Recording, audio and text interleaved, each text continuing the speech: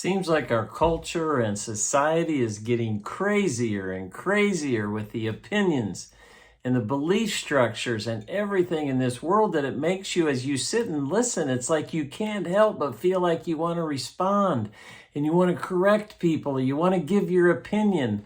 And that's not always the best thing, is it? Let's talk about it this morning in your morning cup of inspiration. There's no better example than Jesus when it comes to how to handle your tongue. The Bible talks so much about it. In James, it talks extensively about how it's impossible for us to control our tongue on our own. And with everything going on in the world today, with all the opinions, with all the availability of social media to reply with our fingers as well as our tongues, we have to be careful. We have to every day get up in the morning and ask the Holy Spirit to help us control our tongues, control what we say.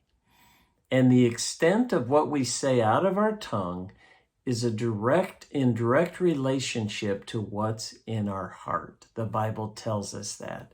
So if we can keep our heart pure, we have a much better chance of keeping our tongues pure in the things that we say.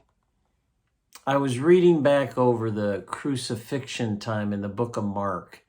And Jesus, if you follow how he responded and what he said, it was very interesting. They asked him a lot of things. He didn't say anything. In Mark, the 14th chapter, the 61st verse, it says that Jesus remained silent and gave no answers to these other things. But then they said, "Are you the Christ?"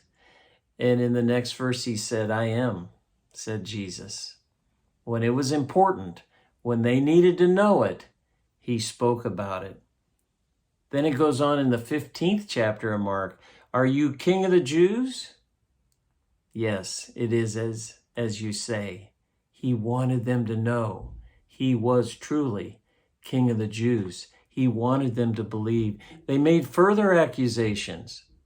He didn't answer. Said, "Aren't you going to answer?" He made no answer. He only talked about the important stuff.